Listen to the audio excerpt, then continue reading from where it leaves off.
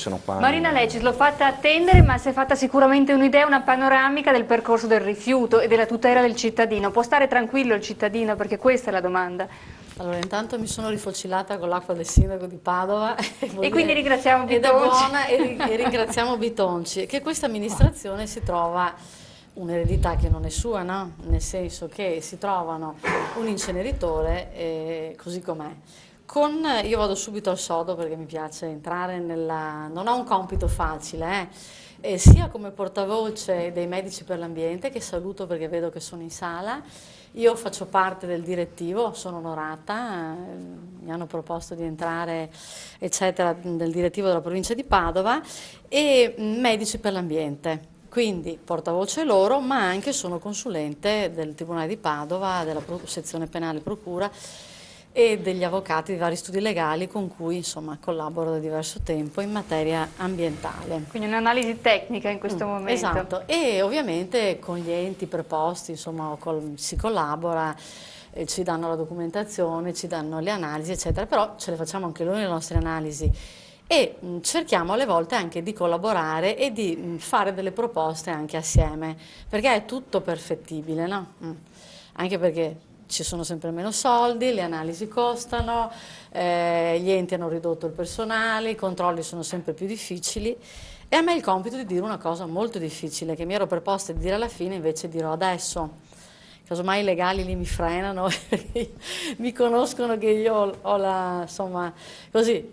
La legalità, che è un tasto che non è ancora stato toccato, e tant'è che l'anno accademico dalla magistratura, quindi non lo diciamo noi ma lo dicono i magistrati, è stato aperto con delle frasi molto forti che legato al ciclo dei rifiuti c'è la mafia e questo purtroppo in tutta l'Italia.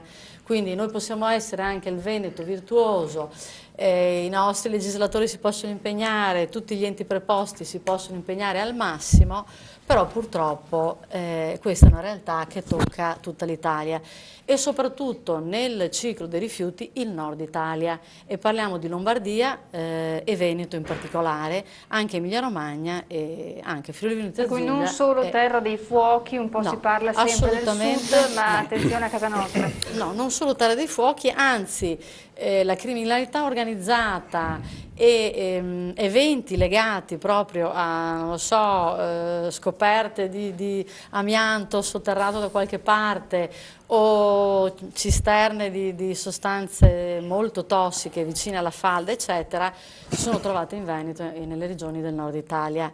E questo chiaramente non dipende da noi veneti, perché noi non c'entriamo, cioè non è che c'entri il popolo veneto. È un popolo di lavoratori che si impegna, gli enti si impegnano, gli amministratori comunali, provinciali, regionali e i produttori anche. Io qui ho l'AIA che è un po' il Cos'è Vangelo. l'AIA? Per far capire a Sì, casa. l'AIA è l'autorizzazione ambientale integrata che è un po' il Vangelo dei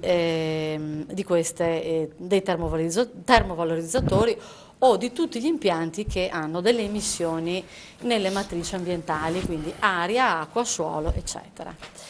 Avete parlato prima dei biogas, non c'è ovviamente se l'impianto è inferiore, quindi ci sono però sempre delle procedure autorizzative più veloci che sono i comuni ad autorizzare attraverso la conferenza dei servizi. Questi impianti più grossi invece vengono autorizzati dalla Regione Veneto, ecco, con processi un po' più complessi e con pareri anche più vincolanti logicamente, no?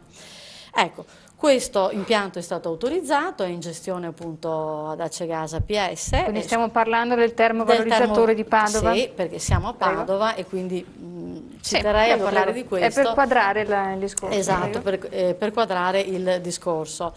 E questo termovalorizzatore ha 3 linee, no? Di cui la terza è più moderna, brucia molto di più ed è più tecnologica, quindi ha una tecnologia all'avanguardia. Le prime 2 linee bruciano meno, sono antecedenti, ma comunque sono state anche loro adattate col revamping, quindi comunque la struttura nel tempo e negli anni si è adattata. L'AIA, la loro autorizzazione è la definitiva, mi corregga l'assessore Conte se dico date errate, comunque la definitiva è di gennaio 2014, quindi praticamente ha un anno. Però è uno strumento, diciamo, interessante, perché si può riaprire in momenti che si ritengono opportuni, quindi ci sono delle conferenze di servizio con gli enti preposti che, ecco. Quindi è un documento in evoluzione, in Esatto. riferimento alle esigenze del territorio, alle nuove tecnologie, Esatto, a quello che si richiede. cambiano, l'inquinamento Perfetto, cambia. qual è la proposta in questo allora, senso? sono anche portavoce appunto dell'ISDE, l'ISDE vuole essere propositiva in questo caso.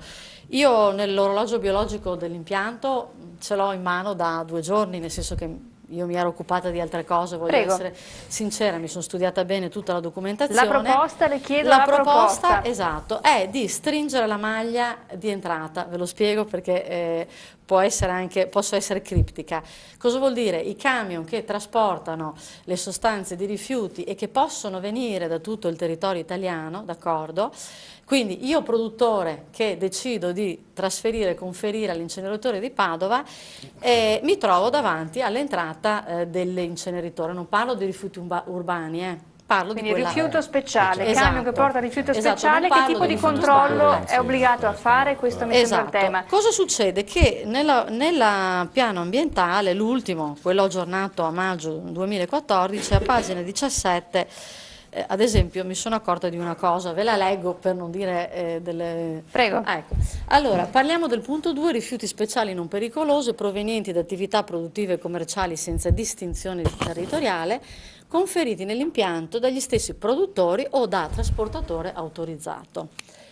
La compatibilità del rifiuto speciale con i criteri di accettazione viene attestata dal produttore con analisi chimiche, e qui a me interessa molto questo punto. Quindi bene, quindi deve essere certificato. Da specifico laboratorio, io l'ho segnato in arancione, possibilmente accreditato. Allora, accreditato nel senso che, faccio un esempio, quando o il tribunale o la procura o uno studio legale mi incarica quindi mi avvalgo dei miei ausiliari, io chiaramente le analisi le faccio presso un laboratorio accreditato, perché io non so poi se la causa civile si ferma lì, il ricorso amministrativo si ferma lì, la causa penale si ferma lì o va diciamo oltre. Che un centro accreditato Esatto. offre una garanzia certificata. Esatto, ecco.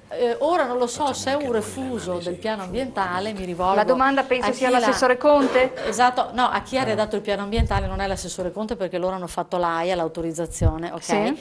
Che però, diciamo, il piano ambientale esce poi da lì, insomma, no? Quindi io chiederei maggiore attenzione, e quindi nella nostra proposta ci sarà anche questo punto, per stringere un pochettino la maglia e ad avere una maggiore sicurezza, visto il momento, insomma, particolare in cui stiamo vivendo, no? E successivamente leggo: è facoltà di Acegasa APS eseguire controlli specifici sulla rispondenza dei rifiuti a quanto dichiarato dal produttore. Ecco. Io chiederei, se possibile, insomma è una proposta che vi faremo, ma poi ci metteremo a tavolino, perché non è solo praticamente ISDE, non è solo, potrebbe essere anche Legambiente interessata, a chiunque. Prepareremo un protocollo con delle proposte che si possono portare al vostro tavolo.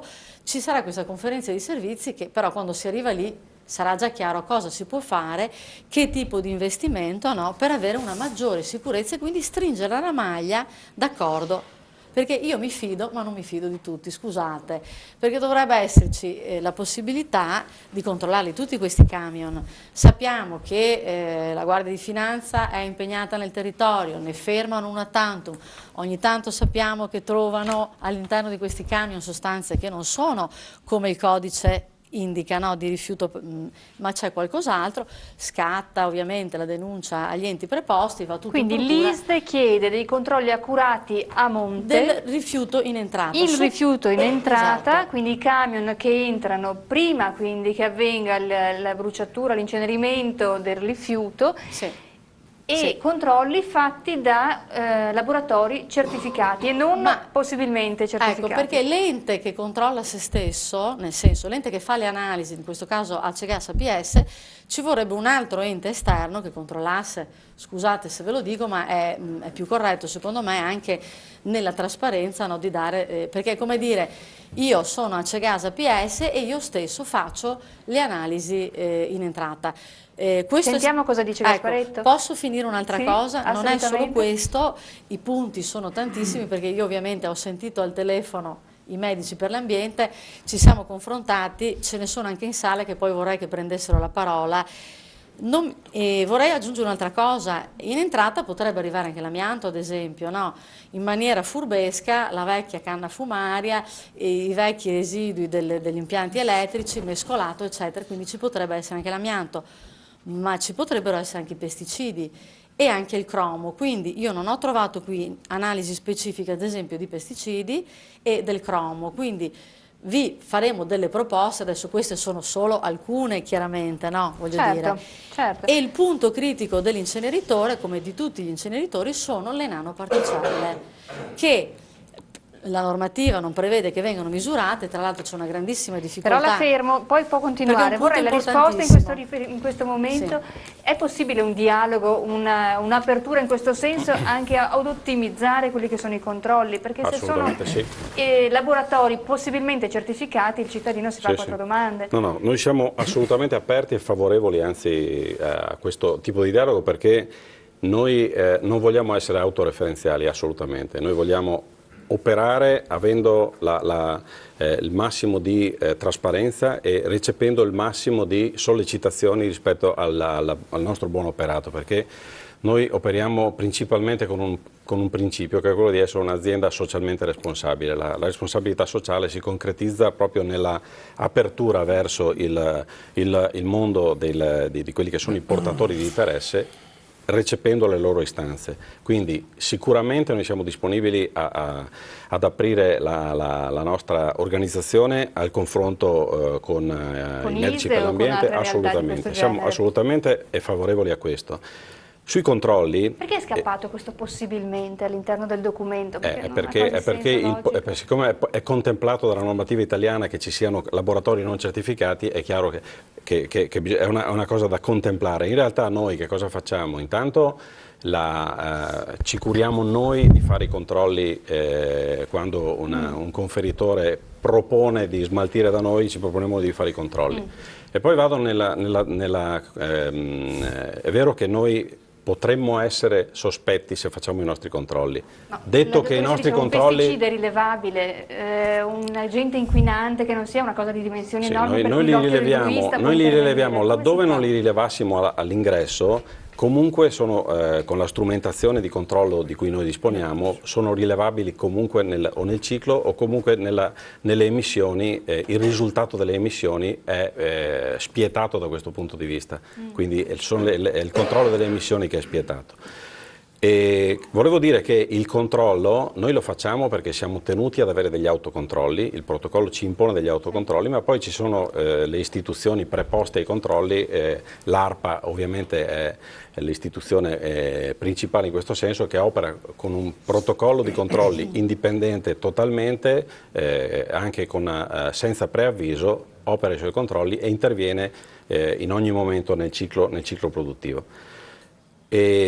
Non è vero che noi non controlliamo le nanopolveri, noi le nanopolveri le controlliamo, facciamo degli studi ad hoc, pur non essendo normate, noi le controlliamo, abbiamo come gruppo AERA, e abbiamo importato anche in questo territorio, noi controlliamo le emissioni di nanopolveri, perché siamo consapevoli che anche le nanopolveri che sono un'insidia pericolosa laddove non controllate e non governate.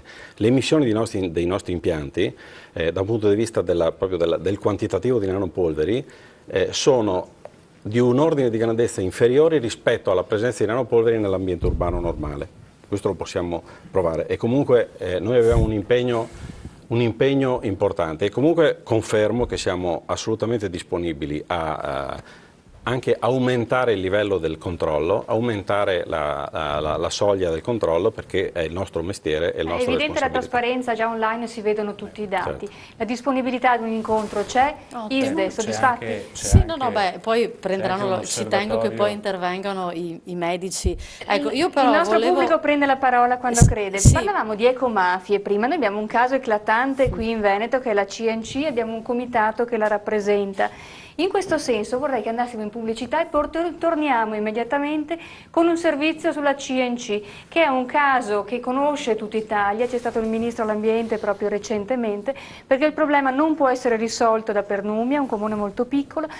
Fa fatica addirittura la Regione Veneto a prenderlo in consegna perché si parla di ingenti quantitativi di rifiuti altamente tossici e cancerogeni che devono essere smaltiti in quanto presenti all'interno di un capannone vicino ad un fiume, quindi in un'area a rischio esondazione. Andiamo in pubblicità e poi il servizio.